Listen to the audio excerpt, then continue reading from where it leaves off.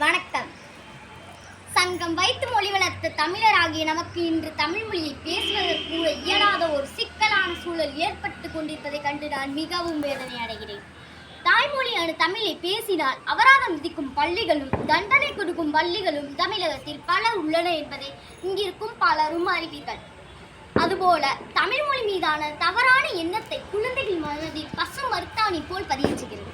அம்மா இங்கே வாவா, நிலா நிலா ஓடிவா, ஆசை முத்தம் தாத்தா, கைவீசமா கைவீசு போன்ற தமிழ் பாடல்களை கற்ற குழந்தைகள் சமுதாயத்திலும் இயற்கையிலும் இணைந்து ஒரு இயற்கையான வாழ்வியல் நெறிகளை கற்றுவிட்டனர். எப்பொழுது லண்டன் பிரிட்ஜஸ், வாலிங் டவுன், ஜாக்சன் துறை போன்ற திரைப்படங்களை பார்க்க ஆரம்பித்தார்களோ